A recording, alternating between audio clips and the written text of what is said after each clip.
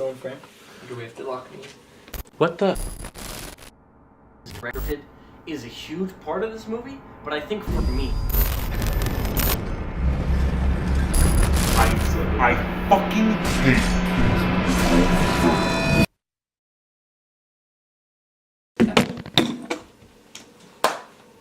the focus is up. What's up, guys? Welcome back. My name is Damien. I'm Kyle. And I'm Alex. We are Our Mind Center. We make short films and we review movies. And finally, we are all three back. Finally, we all three went to go see a movie together, and now we are all three reviewing it together as one unit, guys. Tonight, we went to go see Pacific Rim, the sequel to the cult hit Pacific Rim. Transformers. We went to go see Pacific Rim Uprising, the sequel to Pacific Rim. Alex, what's this movie about? So this takes place 10 years after the events in Pacific Rim. At the end of the first Pacific Rim, Idris Elba's character explodes himself to close the rift between this world that has all the aliens and their big monsters and our Earth. And so they've had 10 years of kind of peace and like rebuilding, and now things are kind of coming back up. Things are weird again. Yeah. I feel like they were really like weird in the trailers. Because, like, when I watched it, I was confused about, like, who was versus who, and, like, if there was even a bad guy. That's what they wanted to do. Yeah, but... So, this movie starring John Boyega and Scott Speedman as these...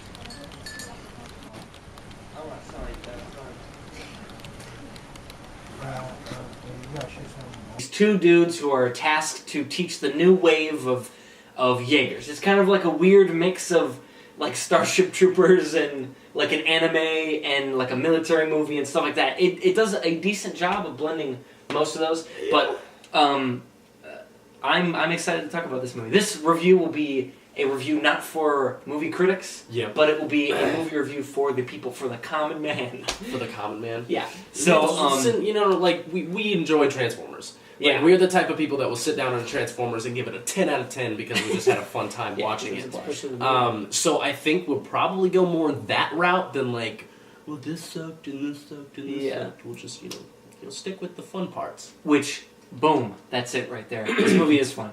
I think the trailers show that as best as they can. They even have like a Tupac song over it just to let you know, like, hey, we're not taking ourselves too seriously. Please don't do it either. And I can tell from the very, very cheesy, sometimes poorly acted dialogue and the over-the-top like dad jokes from Charlie Day's character or something like that.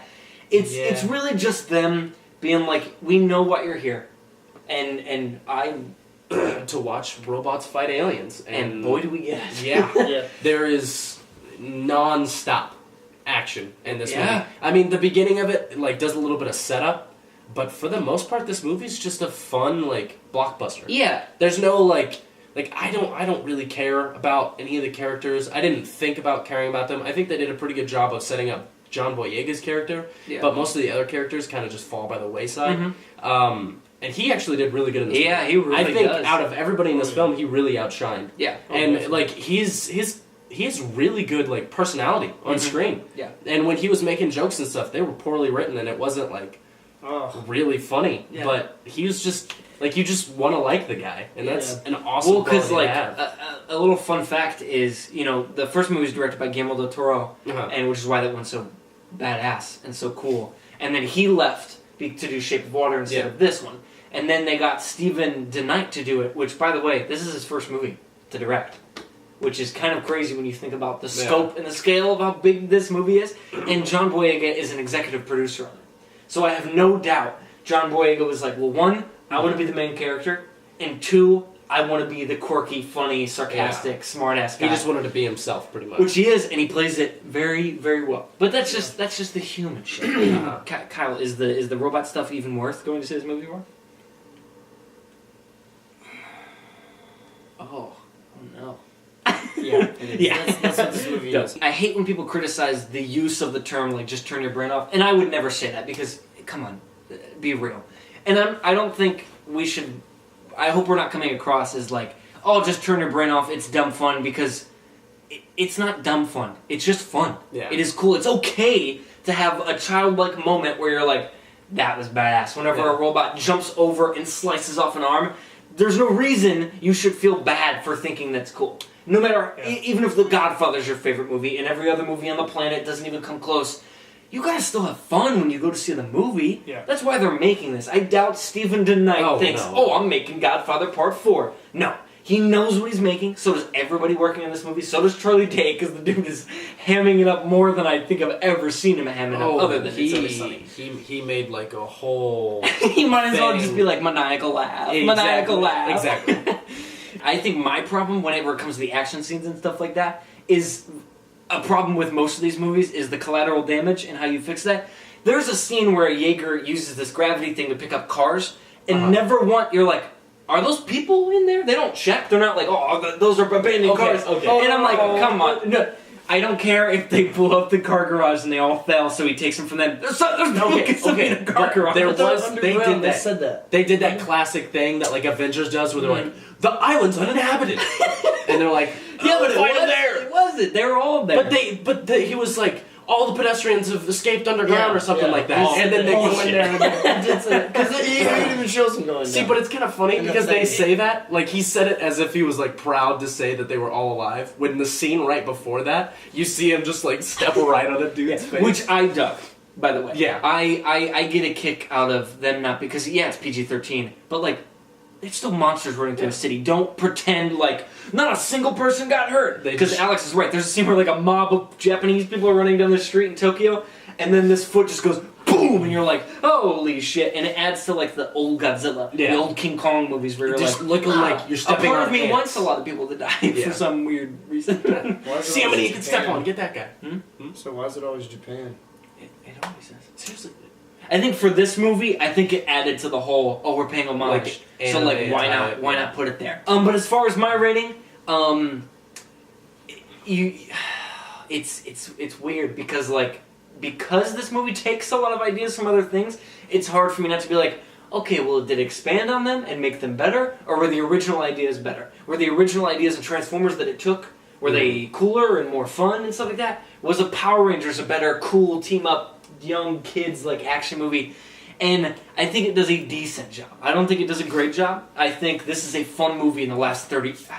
I don't know. This movie's so action-packed, it's hard for me to tell when the climax starts. Yeah. But the city fight scene, the one you've seen in the trailers, lasts a good 30 minutes. Yeah. And I don't think I was disappointed for a second of that. And they swell up the music in parts, and they do really cheesy, cool stuff that might as well be like, Wonder Twin Powers, activate! Where two robots are doing something and you're like, this is cheesy as hell.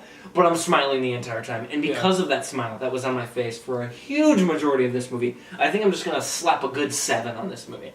A good 7 fiery swords out of 10. I really enjoyed this movie. The CGI is good. Excellent. It's really good. I mean, there were a couple parts when I was like, but there's always going to be green screen stuff. Like Transformers, like you're going to see those moments where you're like, ew, okay. Well, but you get over it because the rest is really good. I had a really good time in this movie, and it's a pretty good movie. So I'm going to give it about a 6.25 trophy systems out of 10. Yeah, I had a lot of fun. I don't think I'm going to be as easy on it as these guys right here because I saw so many flaws. And as much as I do appreciate this movie as an action film, and I'm really excited to see John Boyega in more stuff, just because I like the dude. Like more than a lot of new actors coming in, like whether you think they're good or not, I just like John Boyega. Yeah, he really does. And so I'm excited to see him in more, and I think it's awesome that he was like, you said he like produced this or whatever. Yeah. Like that's just cool. But acting was subpar. There was a lot of plot holes. Story wasn't really that great. Acting, other than John Boyega, wasn't good. I'm gonna give it a 4, but I'm gonna give it a 4 thumbs up because you definitely should go see it for fun. Yeah. Or rent it, like when it, yeah, you know how that works. I think that's a reasonable thing. A good rent, or if it gets on Netflix, just watch it. Well, thank you guys so much for watching. That's a review of Pacific Rim. Stay tuned next week where we might have another vlog, another video with us guys doing some random shit, and then that Thursday we have Ready Player One review that next Saturday. So thank you guys so much for watching. In case you forgot, my name is Damien. My name is Kyle. And I'm Alex. We are our Mind Center, and until next time, guys.